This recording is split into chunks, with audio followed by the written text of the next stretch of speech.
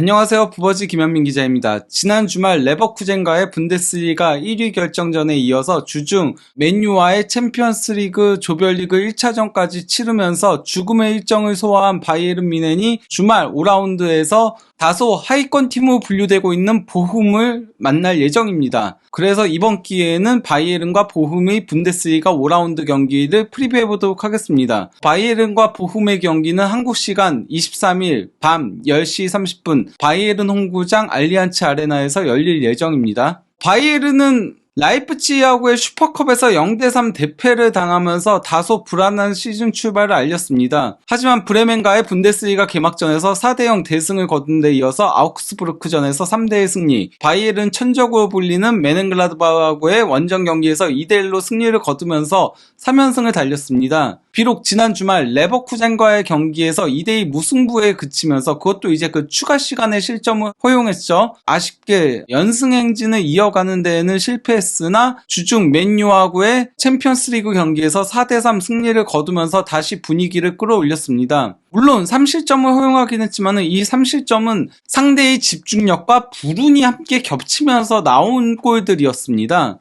맨유의 골들이 다 약간 조금 굴절되면서 우당탕탕 골에 가까웠거든요. 반면 이제 그 바이에른은 그나마 시간이 흐를수록 공격 전술이 조금씩 맞아떨어지기 시작하면서 4득점을 기록하는 그런 파괴력을 보여줬습니다. 특히 이제 케인 선수가 이전까지는 다소 호흡이 맞지 않는 모습을 드러냈으나 이번 경기에서는 케인이 내려와서 뿌려주고 하는 플레이들도 상당히 잘하면서 4대3 대승에 기여를 했는데요. 무엇보다도 이제 그 사네와 케인의 호흡이 맞아가고 있었고 부상에서 복귀한 무시알라가 미친 드리블 돌파를 포함해서 좋은 활약을 펼치면서 4골 승리에 기여를 했습니다. 근데 이제 그 바이에른이 잘 나가는 와중에 불운한 선수들도 있다라고 할 수 있겠는데요. 가장 대표적인 케이스가 지난 시즌 바이에른 핵심 수비수였던 더리흐트입니다.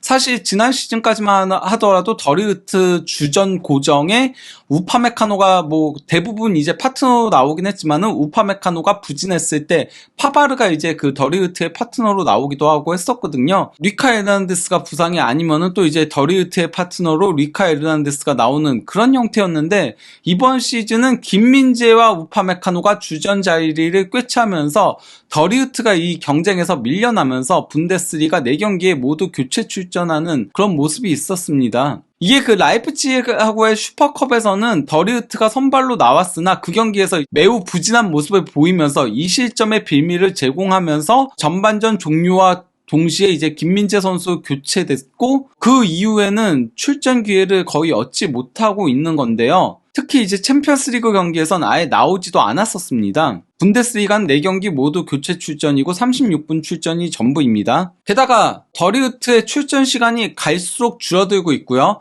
브레멘전 22분, 아우크스부르크전 9분, 메넨글라드바흐전 1분, 레버쿠젠전 5분, 그리고 또 이제 챔피언스리그는 아예 나오지도 못했던 데다가 최근 2경기에는 전부 이제 수비형 미드필더로 교체 출전을 했습니다. 그나마 위안거리라면은 지난 레버쿠젠전에 더리흐트가 85분경에 교체 출전해가지고는요. 교체 출전한 지 1분 만에 팀의 2번째 골에 있어서 기점 역할을 담당을 했습니다. 측면으로 이제 더리흐트가 패스를 내준 거를 마티스텔이 받아서 드리블을 치고 가다가 컷백을 준 거를 고레츠카가 논스톱 슈팅으로 골을 넣은 거였는데요. 여기에 대해 많은 독일 기자들이 믹스드존에서 더리흐트한테 막 인터뷰를 통해 여러 가지를 물어봤습니다. 현재 선발 출전하지 못하는 게 어떻냐, 기분이 어떻냐라고 물어보니까 당연히 행복하진 않다 이렇게 얘기하기도 했고요. 또 이제 그 수비형 미드필더로 나오는 거에 대해서도 이제 질문을 하니까 나 최근 2경기에 전부 다 수비형 미드필더로 뛰었다 그러면서 만 15세 때까지 미드필더로 뛰었고 여전히 그 자리에서 뛰는 거를 즐기고 있다라고 하면서 센터백으로 교체 투입되는 거는 집중력이 매우 중요하기 때문에 상당히 어렵다. 하지만 미드필더에서는 다소 다르다. 그러니까 부담감이 덜하다는 얘기인 거죠. 나는 그저 감독의 지시를 따를 뿐이다. 그래도 그걸 즐기고 있다라고 얘기하고 또 이제 막 기자들이 조금 짓궂은 질문들을 많이 했어요. 최근에 선발 출전하지 못하는 거에 대해서 투엘 감독과 대화를 나눌 것이냐,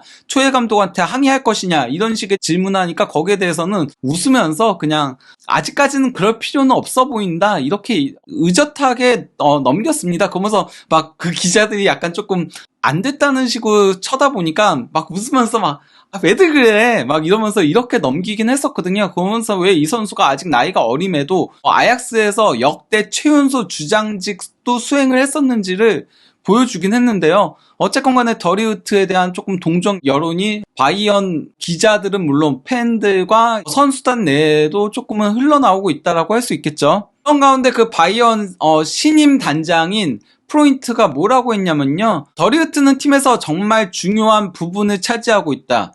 우리는 3명의 세계적 수준의 센터백을 보유하고 있으며 그들 모두가 필요하다. 그러니까 여기서의 3명의 세계적 수준 월드 클래스 센터백이 누구냐면은 바로 김민재, 우파메카노, 더리우트인 거죠. 그러면서 물론 현재 상황은 더리우트에게 쉽지 않다. 더리우트는 더 많은 출전을 원하고 있다. 하지만 난 그가 앞으로 몇 달 안에 훨씬 더 많은 경기에 출전할 것이라고 확신하고 있다. 그는 항상 훈련에 최선을 다한다라고 얘기를 했고요. 우파메카노 역시도 이제 현재 그 센터백 경쟁과 관련해가지고 우리는 3명의 좋은 센터백을 가지고 있다. 우리는 매 훈련마다 치열하게 경쟁하고 있다. 김민재는 위대한 선수이고 더리우트 역시 마찬가지다. 나는 김민재와 함께 선발 출전해서 행복하다. 이렇게 얘기를 했습니다. 분명한 건 그동안의 투엘 감독의 인터뷰라던가 우파메카노의 인터뷰라던가 다양한 매체들의 분석들, 보도들 이런 것들을 놓고 보면은 김민재가 주전 경쟁에서 가장 앞서 나가고 그 다음 우파메카노 그리고 더리우트 순이라고 할 수 있겠습니다. 그리고 또 다른 불운한 선수는 바로 마티스텔인데요. 사실 그 마티스텔이 라이프치히하고의 슈퍼컵에서 빅찬스를 2번이나 놓쳤고 또 이제 4번의 슈팅을 가져갔으나 단 한 골도 넣지 못하는 그런 모습을 보이면서 페인의 또 다른 빌미를 제공했습니다. 그래서인지 이제 그 마티스텔의 인스타그램에 상당히 많은 악의적인 댓글들이 달렸었습니다. 여기에 대해 이제 바이언 구단 측에서 우리는 텔이 소셜미디어에서 받은 비인간적인 댓글들에 대해 강력하게 규탄한다. 그런 역겹도록 인종차별적인 글을 쓰는 사람은 바이언 팬이 아니다. 텔, 우리는 너희 뒤에 있고 너는 우리의 전폭적인 지지를 받고 있다라고 이제 SNS에 올렸던 거였습니다. 하지만은 마티스텔이 슈퍼컵 이후 각성했습니다. 바로 이제 브레멘하고의 개막전에도 교체 출전해가지고 6분을 소화하면서 골을 넣었고요. 메넨글라드바흐전에도 교체 출전해가지고 골을 넣었고 레버쿠젠전에서는 아까 얘기 드렸다시피 고레츠카의 골을 어시스트했고 또 이제 지난 주중 맨유하고의 챔피언스 리그에서도 결승골을 넣었습니다. 그것도 이제 3분을 소화하면서 결승골을 넣었는데요. 그러면서 이제 그 마티스텔은 최근 7골을 넣은 가운데 모두 경기 마지막 15분을 남기고 이 7골을 넣었고 이 중 3골이 인저리 타임 골이었습니다. 추가 시간 골이었던 건데요. 당연히 텔은 현재 팬 페이보릿으로 떠올랐습니다. 그러면서 이거는 이제 그 맨유전이 끝나고 나서 한 어린 팬이 네 유니폼 받을 수 있냐 이걸 들어 올리니까 마티스텔이 그 아이를 관중석에서 이렇게 끌어서 내렸어요. 그러고서는 이제 유니폼도 선물을 했고 축구화까지 선물을 했습니다. 그러면서 막 팬들의 찬사를 받아냈는데요. 지금은 이제 팬들이 가장 사랑하는 선수가 마티스텔이라고 해요. 선수들도 마티스텔에 대한 칭찬을 아끼지 않고 정말 사랑하고 있습니다. 케인도 텔의 시간이 올 것이다. 나는 텔이 성장하는 데 있어서 도움을 줄 것이다 라고 했고 모두가 이제 텔 주변에 모여들어서 애정 어린 그런 표현을 하고 있는데요. 이 선수가 이제 아직도 만 10대 선수다 보니까 좀 사랑스러운 그런 부분도 있겠죠. 이런 가운데 그 투엘 감독 역시도 뭐라고 했냐면요. 텔에게 무슨 일이 일어나고 있다. 그는 들어올 때마다 골을 넣고 있다. 지금 상황, 그러니까 교체 출전하는 지금 상황은 텔에게 매우 불공평하다. 텔은 선발 출전할 자격이 있다. 하지만 이렇게 출전할 때마다 정기적으로 변화를 만드는 선수가 벤치에 있다면은 이건 정말 뛰어난 퀄리티에 있다. 그는 오늘 훌륭한 골을 넣었다. 이제 우리는 3일 간격으로 경기를 치르는데 그가 선발 출전하는 거는 시간 문제이다라고 얘기한 겁니다. 이런 가운데 그 바이언의 상대팀인 보훔은 3무 1패로 아직까지 승리가 없습니다. 현재 하위권에 위치하고 있는 건데요. 13위인데요. 그래도 보훔 입장에서 위안거리라면은 첫 2경기에서 패했어요. 그 3부 리그 팀인 아르미니아 빌레펠트하고의 포칼 경기에서 승부차기 끝에 패했고요. 그러면서 이제 조기 탈락했고요. 또 이제 슈투트가르트하고의 개막전에서 0대5 대패를 당했습니다. 하지만은 도르트문트전 1대1 무승부, 그리고 아우크스부르크전 2대2 무승부, 그리고 또 이제 프랑크푸르트전 1대1 무승부를 거두면서 3경기 연속 패배가 없는 건데요. 특히 도르트문트하고 프랑크푸르트는 만만한 팀이 아니잖아요. 즉 지금의 보훔을 절대 만만하게 봐서는 안 된다라고 할 수 있겠습니다. 근데 이제 그 보훔 같은 경우는 3-5-2 포메이션을 주로 활용을 하고 있는데요. 특히 이제 투톱에는 일본 대표팀 공격수인 아사노와 장신 공격수인 호프만, 이렇게 투톱을 세웁니다. 근데 이제 그 아사노 같은 경우는 이번 시즌 분데스리가 4경기에서 2골을 넣고 있고요. 또 이제 그 DFB 포칼에서도 골을 넣으면서 공식 대회 5경기 3골과 함께 팀 내에서 가장 많은 골을 넣으면서 이번 시즌 물오른 득점력을 자랑하고 있습니다. 단순히 소속팀에서만이 아닌 일본 대표팀에서도 좋은 모습을 보여주고 있는데요. 독일전에서는 90분경에 쿠보가 이제 그 고젠스로부터 가로채기를 성공시킨 다음에 그대로 드리블을 쭉 치고 오다가 패스를 준 거를 반대편에서 달려 들어오던 아사노가 골을 넣었고요. 그리고 또 이제 그 추가 시간 2분경에 하시오카의 스로인을 아사노가 받아서 이제 피딩이라고 하죠. 패스를 내줬고 이를 받은 쿠보가 드리블을 치고 가다가 크로스를 올린 거를 타나카와오가 이제 헤딩 슈팅으로 골을 넣었는데요. 한 골과 한 개의 기점 패스를 기록한 거죠. 이거는 세컨더리 어시스트에 해당하는 거거든요. 그러면서 2골에 직간접적으로 관여했는데요. 여기에 더해 그 보훔의 장신 공격수 195cm의 장신인데요. 이 선수 같은 경우는 지난 시즌 8골 2도움을 올리면서 팀 내에서 최다골을 기록했습니다. 이 선수 같은 경우는 사실 하브리그를 계속 전전하다가 2018-19 시즌 3부 리그 팀인 브라운슈바이크에서 38경기에 출전해서 11골 4도움을 올리면서 처음으로 이제 2자릿수 골을 넣었었고요. 그 다음에 칼스루어로 이적해가지고 2부 리그에서 17골, 13골, 그리고 19골을 넣으면서 서서히 기량을 끌어올렸고 지난 시즌에 좋은 활약을 펼친 건데요. 그러면서 이제 분데스리가에서도 통한다는 걸 보여줬는데 이번 시즌은 1도움에 그치고 있긴 합니다. 하지만 공중볼에서 상당히 싸워주면서 아사노의 골에 많이 기여를 하고 있다라고 할 수 있겠죠. 호프만이 버텨주기 때문에 아사노가 침투해서 골을 넣을 수 있다라고 할 수 있겠는데요. 호프만 같은 경우는 지난 시즌 경기당 6.3회의 공중볼을 획득하면서 이 부분에 있어서 전체 1위를 차지했습니다. 이번 시즌은 아무래도 이제 출전 시간이 줄어들면서 보시면 딱 확인이 되잖아요. 239분으로 출전 시간이 줄어들면서 경기당 공중볼 획득 횟수가 4.5회로 공동 4위에 위치하고 있는데요. 근데 여기서 주목할 게 단순히 호프만만이 아닌 보훔 센터백인 오르데츠 역시도 지난 시즌에는 4.6회로 공중볼 획득 5위였고요. 이번 시즌에는 7.5회로 1위를 달리고 있습니다. 김민재 선수가 분데스리가 와서 다른 부분에 있어서는 다 좋지만은 공중볼 경합에서는 다소 고전하는 모습을 보여주고 있거든요. 물론 지난 레버쿠젠전에서는 공중볼에서도 확실한 괴력을 과시하긴 했지만은 그건 레버쿠젠이 분데스리가에서 독보적으로 공중볼을 따지 못하는 팀이에요. 유일하게 팀 공중볼 획득 횟수가 10회를 넘기지 못하는 팀이거든요. 그런 점을 고려하면 호프만의 높이는 김민재 선수한테 다소 힘들게 하는 요소가 될 위험성이 있다라고 할 수 있겠죠. 거기다가 아사노와의 한일 공격수 수비수의 맞대결도 있다라고 할 수 있겠고요. 저는 아사노는 잘 막을 거라고 생각해요. 김민재 선수가 워낙 발도 빠르고 커버 범위도 넓고 발 빠른 공격수들의 침투는 계속 막아내고 있거든요. 그러니까 호프만과의 공중볼 싸움에서도 이겨낸다면은 김민재 선수가 한 단계 더 발돋움하는 그런 계기를 마련할 수 있다라고 할 수 있겠죠. 그러면 이번에는 양 팀의 맞대결 전적을 살펴보도록 하겠습니다. 바이언이 역대로 놓고 보더라도 72경기 48승 15무 9패로 크게 우위를 점하고 있고요. 최근 14경기에서 11승 2무 1패를 기록 중에 있습니다. 다만 2022년 2월 맞대결에서 바이언이 2대4로 패한 바가 있긴 합니다. 하지만 이거는 이제 원정 경기죠. 홈에서는 계속 승리하고 있는 바이언입니다. 즉 이번 경기는 바이언의 대승이 예상된다라고 할 수 있겠죠. 지난 시즌도 3대0 대승을 거뒀고 지지난 시즌에는 무려 7대0 기록적인 대승을 거두기도 했으니까요. 이런 가운데 그 키커지에서는 좀 로테이션을 예상했습니다. 마즈라이와 더리우트 그리고 코망이 선발 라인업에 복귀할 거라고 예상을 했는데요.